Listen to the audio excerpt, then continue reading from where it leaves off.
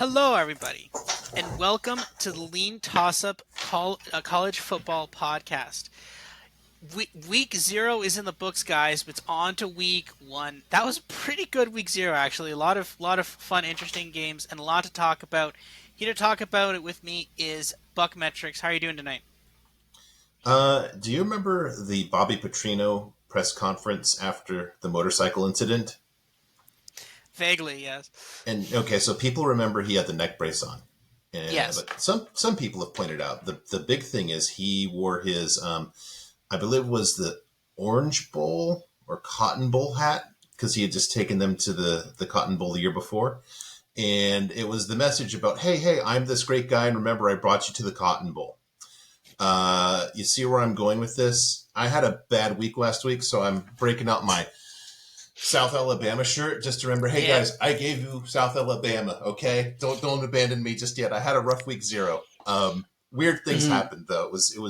We, What's interesting is a lot of sharp people I follow just had the exact same things happen. So I'm not alone. I don't know. It's. I'm not really betting huge. I'm betting like micro units right now until I have the model data. But great football to watch. Not great football to be a better on for me. yeah, I agree. I mean, okay, outside of the Notre Dame game, a lot of weird things happened. Um, one one of the probably most incredible plays I've ever seen. Caleb Williams picking a pass up, a fumbled ball up off the ground, throwing it deep for 80 some odd yards. That was insane. But then also, and as I'm sure we're going to talk about, just the entirety of Florida International University, that Oh yeah. entire game that happened. Don't spoil that supper. Yeah, we're not going to talk about that yet. But no, like, and then also with Ohio, like, just a lot of weird stuff happened in some of the games we highlighted, and you know what, stuff like that happens. It is week 0. Also, I think another interesting thing is the clock has moved a bit faster now. It's definitely feeling like these games feel a little bit more like NFL games, which is Hmm. kind of sad because I loved longer college football games, and they're still a bit longer, but like, man, it feels a little bit more like the NFL, and like that's a little I sad, but I yeah, think it's a function of how much a team runs. I noticed it a yeah, lot in Notre Dame. that game I went barely quick. noticed it for USC because they're in hurry up mode. Mm-hmm. If that makes sense. So I think I don't know. Well, again, Maybe Notre Service Dame is Academy probably a games. really bad example. Yeah. I just started watching that game, and yeah, maybe that was the bad one to start with on that. But yeah, maybe Service Academy games are going to feel like NFL games, but other games maybe not so much. Yeah. All right, let's Yeah. dive into the recap of what was Week 0. All right. Based on the views on YouTube, loud and clear. Message received, guys. Less of my old face and more of the graphics. So we've got a little graphic to guide us along here. So this is when we're doing our part ones of each week. We're just going to have 6 segments here. So first one is who won the week. To you, who won week 0? I gotta say Notre Dame, honestly. I think a big piece of it is the fact that I kind of I think low expectations for this team. Honestly, I didn't think they were gonna like come out there and like I figured there was a chance they could obliterate Navy. I kind of thought it was going to be more on the smaller side of it, but it was a pretty substantial blowout. And the thing is, like, again, my model had that as an 11-point game. I said, don't do that. That's not worth it. Do Don't not do touch that. Navy in this game. But at the same time, though, Notre Dame was in complete control of that game. And one of the reasons Yeah. why my model only had Notre Dame winning that game by 11 points was because of their offense last year. Again, that model is completely based off of last year's data set. And it's saying, okay, Notre Dame's offense is horrible. They're only going to put up 21 points. I think it was a 21 to 11. Well, guess what? Their offense is good now, which is interesting because while Notre Dame won the week, maybe Alabama secretly lost the week because their offensive coordinator is Bama's offensive coordinator now, right? Not true. So, like, this is the thing. I was thinking about that. I'm like, man, Notre Dame's offense has really improved since they got rid of their offensive coordinator. Oh, wait, that's Alabama's offensive coordinator now. So I think that, I mean, like, Sam Hartman was pretty good, and their offense was a lot better than, like, a massive improvement for last year. And I think, although I'm not. This is not me saying Notre Dame's going to the college football playoff. I think of all the teams, I think they had the biggest positive from this last week. Yeah, I initially had them, but I thought you might take them, and I like to go with the less obvious answers. So I'm going with Timmy Chang, the Hawaii coach. Yeah. This team was it was a joke where they made some sneaky improvement, like we talked about on the Mountain West preview. But they actually outgained Vandy 6.5 to 5.7 yards per play. Meaning I think that if they play this game 10 times, Hawaii's going to win it a few times, which is a huge step forward from that bloodbath that we saw last year. And I've got more detail on them, but, really well done by Timmy Chang. That's 5 time zones away also. Yeah. I'm not going to say that playing at Vandy's like playing in Death Valley or at Penn State, but, It's not SEC nothing. venue, good job. Hmm. One thing I will say is I think Saturday night, I bet Hawaii +7 against Stanford, and that's already Stanford down to -3.5 now. I saw that. I thought of you when I saw the lines come out. So You're like, yeah, Robert, leave bet that. But no, like did you? it's Was that you? Was that your bet that moved it down? maybe it was. It was definitely I definitely helped that. But the thing is, yeah, like I see no reason why Hawaii can't beat Stanford. Like honestly, that was very Yeah, impressive. And yeah, like the thing is now, this is the thing, and I think we cautioned this last year when we started talking about kind of over extrapolating from results, and this could also apply to Notre Dame. That's why I'm not like Notre Dame's gonna win it all, guys, because the thing is when two teams played each other and one kind of basically one of them changes their expectations. Like Notre Dame massively crushes Navy and or Hawaii is competitive with Vanderbilt. The assumption is, oh, okay, well, Hawaii is definitely improved now to Vanderbilt's level, and or oh, Notre Dame is just way better than they were last year. Well, guess what? People aren't factoring in Navy could just be really bad. At that point, then you have to kind of pare down that Notre Dame game. And yeah, alternatively, although we're kind of like, well, Vanderbilt's at the Vanderbilt level, Vanderbilt now this one's kind of a bit less likely, but I think Vanderbilt might. There's a possibility Vanderbilt might not be good this year, right? So now I think it's yeah. more likely Hawaii. It's probably a combination of Hawaii improving and maybe Vanderbilt either staying the same or regressing. But those are important facts to keep in mind when you start. Never try to over extrapolate results from week zero, and that's the thing. Correct. Agree 100%. Okay. Then second segment. Who do you lost the week? This one's tough. Oh, not for me. Well, yeah, actually, probably I guess Navy. I guess is probably you're going to go with or no. No. No. All right. I'll go with Navy. I think that is a problem. I mean, this is a game you've generally been able to keep somewhat competitive. 3 points is really bad. One of your few pass attempts, two people try to go to the same ball at the same time. That was Yeah. rough. Uh, yeah. Now you're pretty good on running the ball, but then Notre Dame figured out what you were doing there, and they were able to stop you. So that's not great. Yeah, it's seeming like hiring last year's defensive coordinator wasn't the best strategy for improving a team that was not great last year. Yeah. And to that point, Gordon Ramsay sometimes will say, like, I can tell on his one of his 5 cooking shows, I can tell you made this dish angry.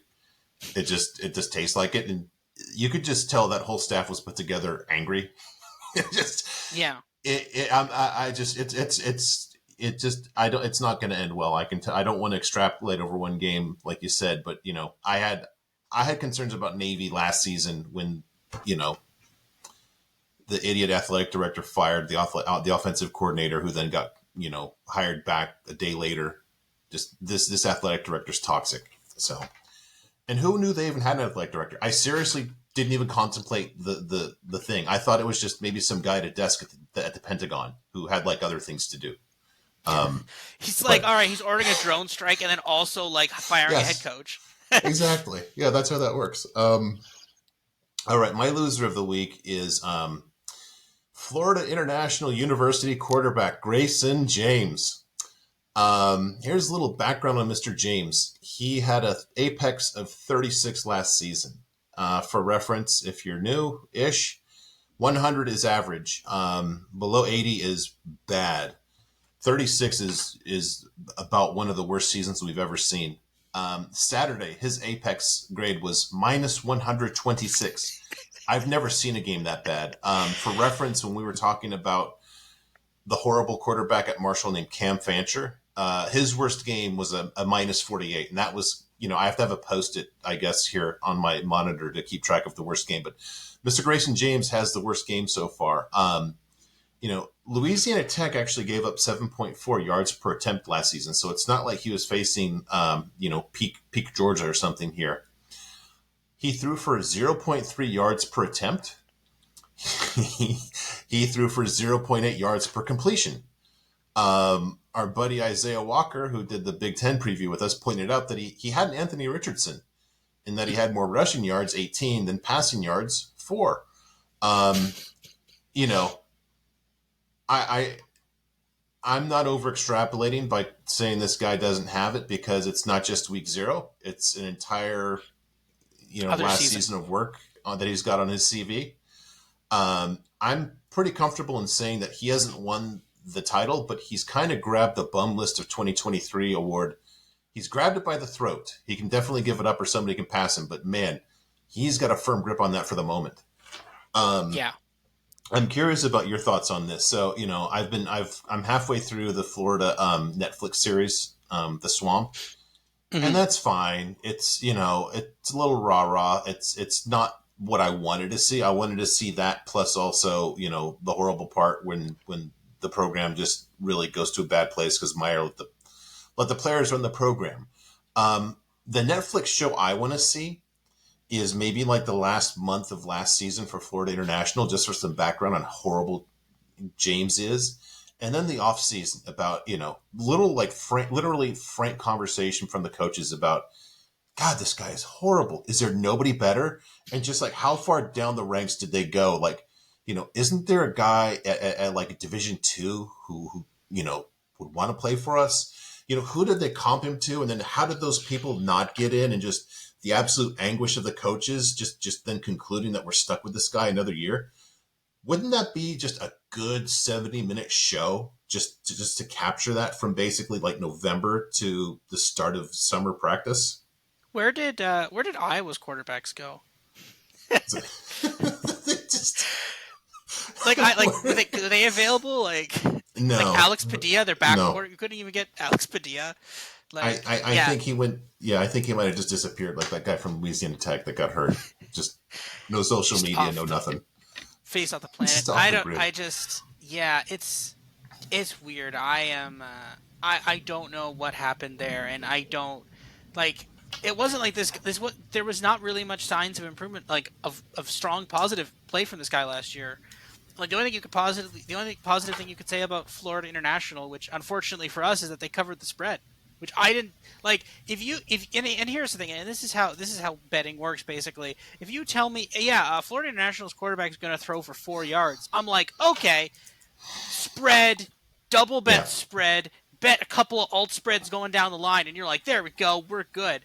But somehow, I mean, they had a couple of big rushes, which kept them in the game.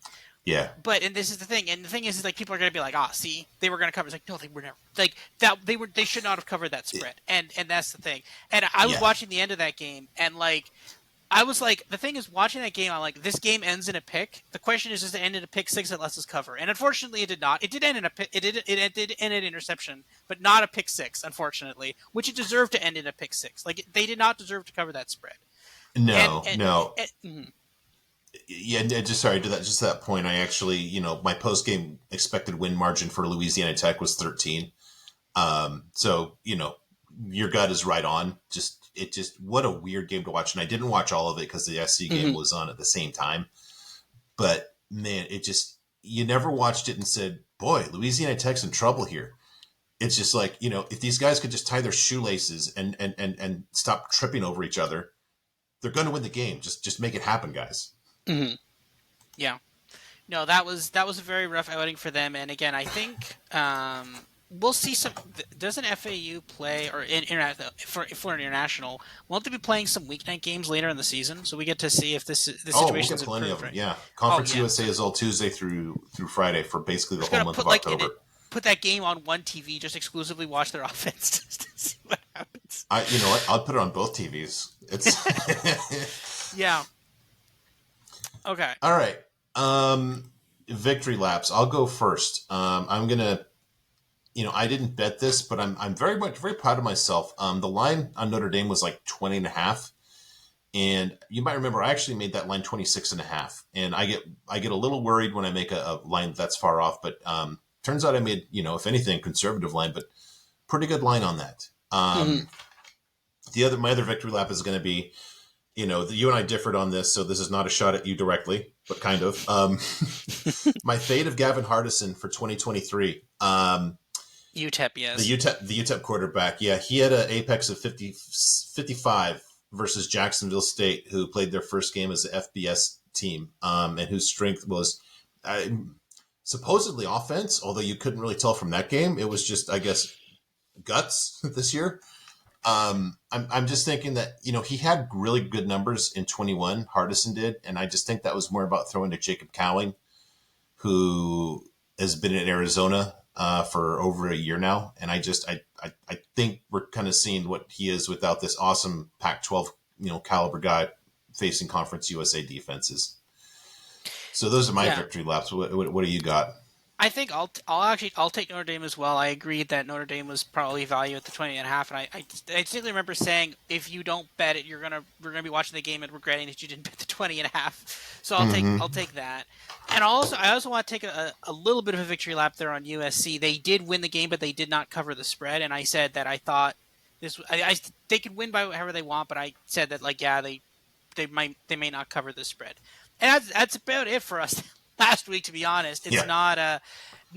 I mean, to be fair, it wasn't like there was like 100 games on, and we're like no, there was like very few games on, and of those were kind of our bright spots, and then we obviously LA Tech was bad, but yeah, I mean there wasn't many games we bet on, to be honest. So Yeah, I actually played a money line, and even like I don't know that's why I was oddly not concerned. I'd have been mad if I had bet him against the number, but that made that a lot more watchable too, and I could just be that's true. philosophical about it.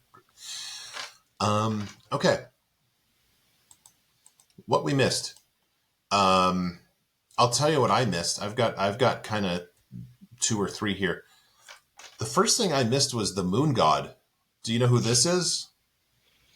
Who In the the Laotian language, Chan means moon, Poma means absolute deity. hmm, So, UMass quarterback Tyson Pomachan, who absolutely just shoved it right in my face, his last name literally translates to moon god. So, wow, our first nickname of 2023. He had 17 carries for 96 yards against, I think, still a good New Mexico State defense. He had an apex of 215, which is basically more or less, I think, what Caleb Williams had. Um, I just missed it, and there's no way I would even try to project, what he would do. He was at Clemson, he was at Georgia Tech. He never played at any of them. He didn't beat out Jeff Sims, so that's kind of a red flag. But man, this guy, and yeah, it was against a Conference USA team, but he looked for real. Those are some serious numbers. Which yeah. brings me to this. Oh, go ahead. Yeah. Mhm. Yeah, I will say that. Oh, are you going to talk about who they're playing this week, or No, I've just kind of got this. This went to, we didn't do a preview for Independence, so my maybe we analysis of should have? Independence was really really top level. So the second thing that I missed was UMass just kind of doing more than a once over, and Hmm. I did this with Illinois last season, but I'm not gonna miss it. So the big thing is they had the proof of concept last season. Don Brown took their defense from a minus 15.7 the year before he came to a minus 7.0, which I love as an indicator. So you know, I'm there. They're not on my like, okay, automatic loss list anymore. I did look, this kind of panicked me. I thought, oh my gosh, how many games did I have them just as a walkover on my future bets? And the good news is it's only one, and I actually had them against Arkansas State. So, yeah, they play Arkansas State on September 30th, and I have Arkansas State under. I think it's like 4.5 or 5.5. Oh, that's So good. That's a positive yeah, for the you. good news is that's in my Hmm. favor. And I took it one step further too, and I thought, well, who's the other independent that could really scare me? And that's UConn. And you remember Jim Moore Jr. is a former defensive coordinator, and same Hmm. thing. They had the proof of concept last season. He took defense from a -8 to a -2. So UConn is definitely no one to really just, not a team that you're going to assume is going to lose to anybody outside the top 15 or so. Well, So yeah, my I'll my, my point. Oh, misses are go on the ahead. independents. Yeah, I will point out that UConn plays NC State on Thursday night, 7:30, Yes, 14.5 point spread. It's a I mean, which quarter? I can't remember who NC State has as quarterback now. Who's their quarterback now? they have Brennan Armstrong from Oh, Syracuse and okay. Robert Yeah, Anai, that's or right. Yeah, Armstrong from Virginia. So Virginia that's, we'll and talk the about that in part two. That's a yes great, what do they call segue it? Great, tickle or segue. teaser. There you go. Yeah. Great tease. Now, interestingly enough, UMass plays Auburn, and they are 35. Yeah. Now they were 39 point dogs. They're now 35 point dogs. You got some closing line value there. I mean, here's the thing. You shouldn't say this, but like I mean, obviously I lost money because we were all on New Mexico State there. Let's make it back on. I mean, here's the thing though. One, it would be if they beat Auburn, it'd be hilarious. And the thing is, like, Yeah, I don't know about that, but yeah. I wasn't particularly. I mean, 35 points. You don't think they can cover 35 points against Auburn? Well, let me ask you a different question. This is where we have fun with this kind of thing. At this moment, who would you rather have your starting quarterback, Peyton Thorne or Tyson Pomachan? Moon God. I'd have a hard time making an argument for Mr. Thorne. I'll put it that way. Yeah. Yeah, like that's the thing. It's like Peyton Thorne and Auburn, basically new rebuilding Auburn with Hugh Freeze, like against a team they're probably not preparing for. I mean, maybe they'll prepare for them a little bit, but there's a chance they just don't even care. Still, it's like, oh, they beat a team that's not like it beat New Mexico State. Who cares? I think I mean 35 points. You score 14 points, you kind of win, right? Like Yep. I think they can get 2 touchdowns. I could be Yeah. wrong. 40 to 1 money line though. That is a little tempting, but we'll see. Yeah. I But don't know. That go have at it. I can't do that. well, yeah. So we missed. We obviously missed on the independence there. Yeah, I think that's kind of the big sorry area. Is like we said, oh no, you're not part of a conference. We're not going to preview. Maybe we should have. But no, it's just no. I mean, stuff like that happens. And again, it is week 0. UMass is it's hard. Like, I think they have a lot of transfers from other schools, and it's really hard to quantify some of this stuff, right? Like again, it's like, oh, they have a quarterback who's never played before, and he's transferred, and he lost the job he couldn't beat out Jeff Sims, right? That's Yeah. concerning. So this is the thing, right? And I mean, maybe Jeff Sims is about to light the world up on fire on Thursday night against Nebraska, up against Minnesota. I don't think so though, but who knows, right? So, but no, I think yeah, the independents are a big piece of that, and I think and yeah, I think that's something we missed, and that clearly affected um, the forecast there. You're not going to throw one yourself in front of the bus. You're just going to let me take all the arrows on this one. I'm happy Well, to I mean, do it. I was on New Mexico State too. I was like, oh, I bet alt up to negative 20.5. So that, I mean, again, small That's numbers right. here. Yeah, We yeah, didn't yeah. go crazy here week 0. But no, I felt that one too. That was a sting. And I mean, New Mexico State actually kept it competitive too, which is interesting, right? Because if UMass actually is competitive with Auburn, actually, to be honest, Auburn or no, so Texas A&M only beat them 20-0 at the end of last season, which is also hilarious. But if they're competitive with them, that like don't write off New Mexico State yet. I think a lot of people are probably about to write them off. Yeah. Don't write them off because No, if I'm UMass is not. good, then that means that Yeah. UMass looked like a real team. They didn't look like a bunch of stiffs who were just overachieved or didn't believe. yeah.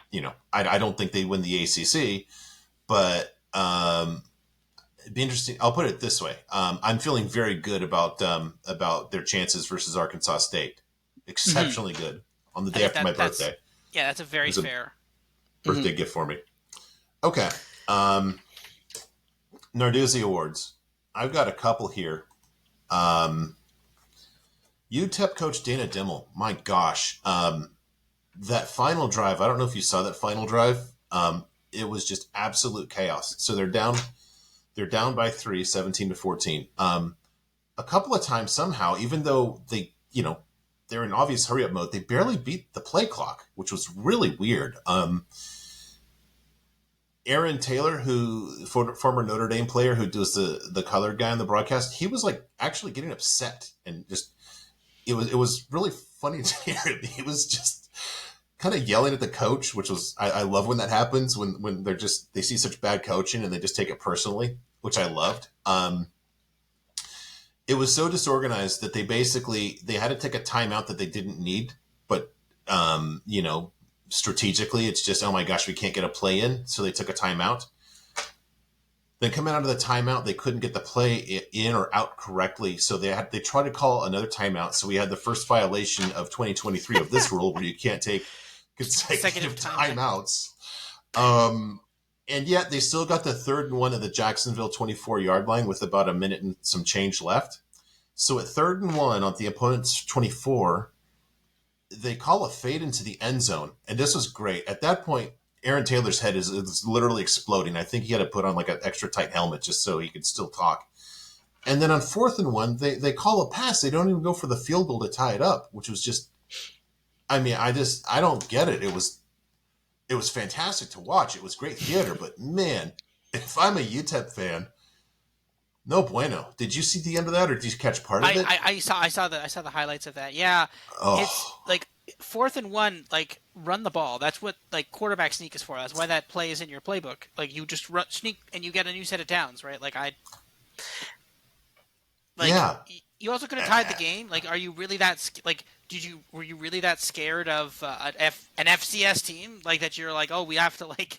That's the thing. You've got this team they're going to be nervous as all hell, just thinking, oh my gosh, we're going to blow this. We're blowing this. Yeah. And you grab the grip job momentum back to yourself. What do they call it? Yeah. Like, you seized defeat from the jaws of victory. Yeah. Dimmel just seized choke from the jaws of Jacksonville State. Yeah, that's man. That's very, very, very rough. I said I believe in UTEP. I'm ready to get hurt again. Maybe that was quick, short-lived one of that. I think. Now, to be fair, I did not bet on that money, and I also did not bet on any UTEP futures. I'm just like, maybe, but like, no, we're not. Yeah, no, it's not like you no. said they're going to win the conference. Yeah. No. All right. My second one is USC defensive coordinator Alex Grinch. Here's some background. San Jose State quarterback Chevin Cordero, in his first 2 seasons, he ran for almost as many yards as Caleb Williams did in his first 2 seasons as a starter.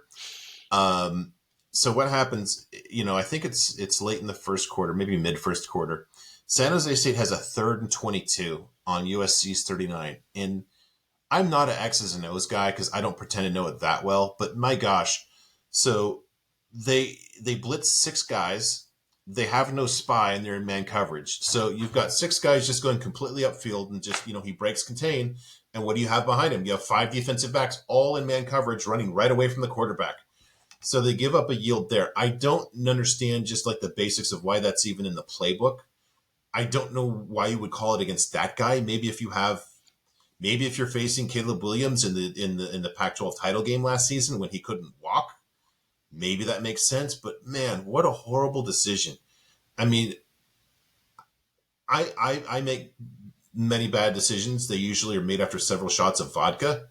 I don't know if we have a camera on him before this game, but that's just like, exceptionally late Saturday night social media special kind of level of horrible decision. Yeah. Yeah, that was no bueno. Yeah. So I didn't actually put anything. I didn't put anything on the spread on this game. But right before the game, I saw the player props and I saw Caleb Williams over 3.5 passing touchdowns plus 130. I'm like, maybe. And I put it on there, and then like literally 5 minutes into the game, I'm like, okay, this is gonna cash. Like literally, I was like, because the game was still relatively close, and they I think it was like 7-7, and I'm like, oh, okay, this is gonna cash now. Like literally, it was like, oh, I won, congratulations, I won. Yeah, no, because the defense did, Alex Grinch did his part for that bet. Yeah, no, because I'm like, oh, they're just gonna have to throw the ball a bunch, and I mean, the thing is, my concern now with this defense is it's gonna cost Caleb Williams a Heisman, and the thing is, it's fascinating because he went from, now I saw 550 earlier in the offseason. I think some people said it had gone down to 525 or 500, whatever. It's down to 470. It's down to but after the last week, it's down to 475. So that means people saw last week and they're like, he's going to win the Heisman again. Now I assume it's because of the play I quoted. Which, to be fair, that play was awesome. But I'm really excited for what he's going to do on Sunday. Not if he's going to win a Heisman or not. So Yeah, that's the thing. But the thing is, like, that defense is going to cost him a Heisman because, like, yeah, okay, guess what? You could put up 56 on San Jose State, but I don't think you could put up 56 on Oregon. I don't think you could put up 56 against Washington, or you definitely can't against Utah, right? So this is the thing. It's you're eventually there is going to be a defense that, again, not completely stop him. He can have like 3, 4, 5 passing touchdowns. That's fine, but you're not yeah, going to be able to just score at will against other defenses, yeah, right? And also, yeah. I think they got special teams help there as well. I think they had like a kick They return did. touchdown, or yeah. Yeah, So yeah, that defense yeah. is going to That. cost them a Heisman. Yeah. Just sorry, real quick. Just to divert two things. Number one, that kick return was by Zachariah Branch, and you might remember in the USC preview. That's the wide receiver that my buddy, who's typically really skeptical and a little pessimistic about everything, said this guy's for real. And during the game, right before that touchdown, he texted me. He said, "Yeah, this guy's the best wide receiver recruit I've ever seen." And then literally like 2 plays later, he runs it back. The other thing is going back to Caleb. So you and I have talked about Canadian real estate for quite a while and just the absurd Yes. prices. So what is like maybe the most overpriced neighborhood do you think in Toronto, or one of them? Oh, the Bridle Path or Brindle Path. It's in Toronto. It's a bunch of mansions. They're all like it's in kind of midish town Toronto. They're like Okay. $20 million mansions. Okay. I think that we need to maybe just consider calling Caleb Williams Brindle Path because those odds are just absurdly overpriced. That's Yeah, nuts. I mean, it's literally like people just aren't even watching the games, which does happen and is a good opportunity. So we know where the dead money in the pool is, as we say in horse racing on yeah. that bet. So That's but see the nice thing about that though is that now the more money goes on Caleb Williams, the more value we can find in other people, right? yep, So yep, this is the thing. Start watching for a quarterback who's good, who's going to be on a very competitive team down the stretch. Figure out who Ohio State's starting quarterback is going to be. If you can figure that out first and bet on them, maybe. yeah. So yeah. All right. Did you have an Arduzzi award? Um. No, not. I mean, not Yeah, really. I mean, obviously, the those were the kind of ones I wanted to point out. Yeah, I'm happy we touched on USC's defense there. Other than that, I mean, I think Navy was bad, but they were yeah. playing a potentially good team, so you can't really necessarily fault them that much for that. But yeah, those were the ones that kind of stuck out to me as well. All right. And you're just going Canadian nice. I don't really want to call out too many people. I don't have that Not problem. not week zero, not week zero. Week one Okay. though, we're gonna wait for week one though.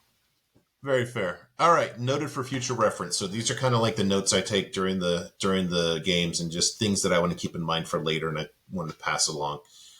We talked about this a little bit. Louisiana Tech's final score is really dirtied up. They just absolutely dominated that game, when except for stupid mistakes.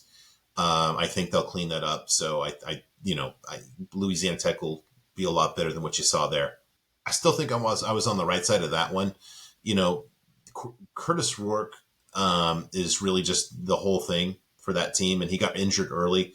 They didn't put him back in. It sounded like he was okay, and they just wanted to be safe. What's interesting is, another podcast I listen to that focuses sometimes on smaller, like the G5 conferences, says sometimes these teams, a lot of the times, yeah, they want to win, but if it's not going to happen, they're concerned more about just the health and staying healthy for the conference season. And I think we saw that there.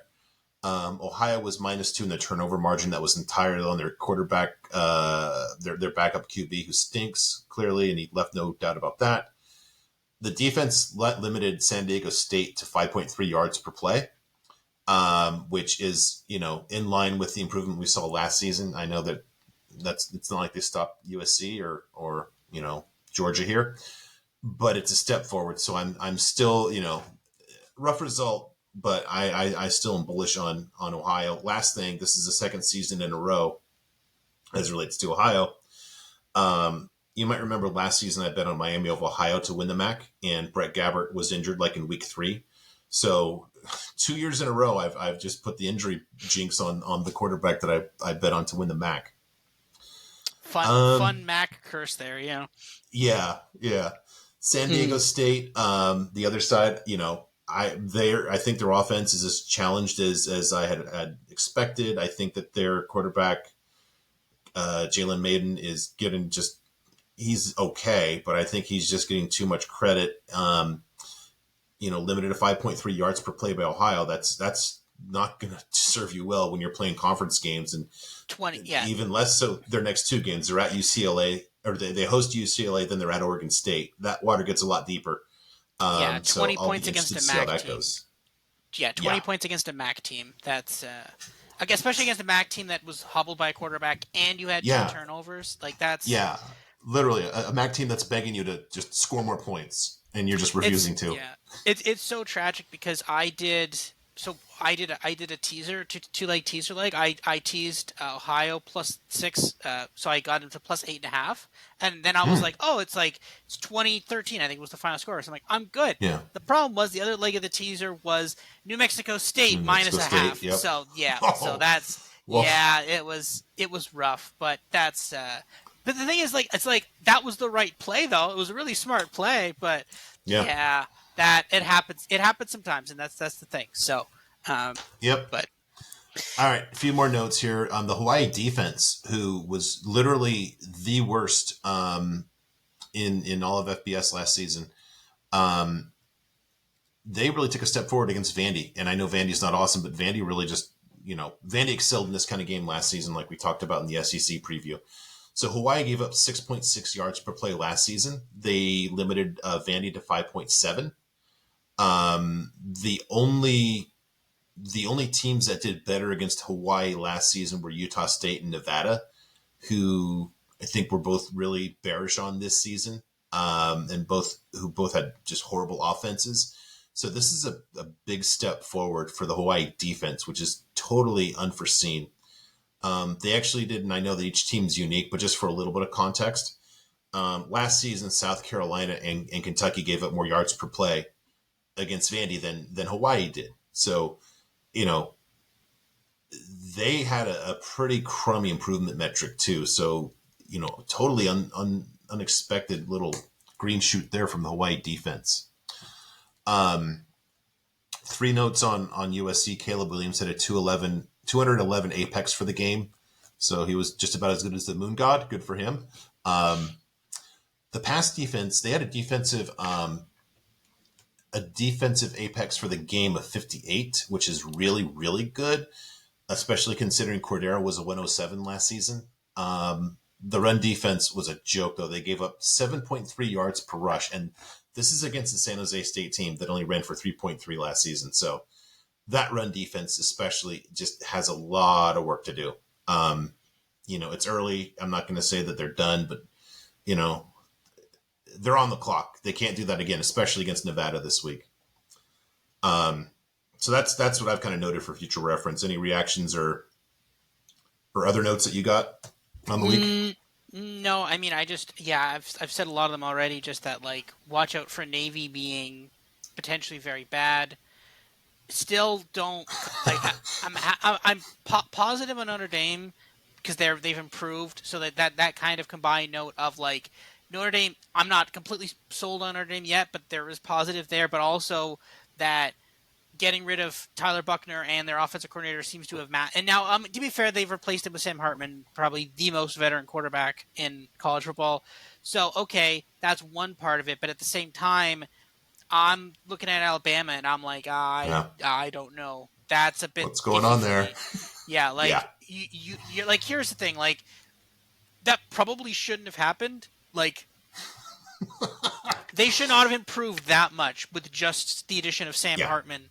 Like yeah, that's concerning to me. So watch out for Alabama this year. And negatively, not like, oh, watch out for Alabama, they're gonna win. Like, no, no, no, No. they're gonna lose like 4 games potentially. So, yeah, those are kind of my notes. And also, yeah, we'll see what USC though. I actually did, like Nevada is even worse. I think they're 38-point favorites against Nevada. They Yeah. need to work on tackling though. Like it's very Yeah. clear that they just keep giving up massive amounts of Like their offense is great. Like the wide receiver pool they have now is great. They've very clearly replaced Jordan Addison, and that's amazing. I thought only Ohio State could have NFL caliber wide receivers apparently, but no, like yeah, I'm excited to see what USC does on offense, but just terrified to see what happens for them on defense. Right, so Yeah, that's going I to be can't something interesting imagine to what watch. happens when this team scrimmages. I can't imagine what that looks like. It must be just a bloodbath. Yeah, Like I don't know, maybe half of the offense has to play with a blindfold on or something like that. Um, play 11 on 8. Like it makes it yeah, fair. yeah. So okay, well, I that's all for the week zero in review, Yeah, right? Okay, that's all we. I mean, cool. not a lot of games, but yeah, that's what we got. No, so catch us on part two coming up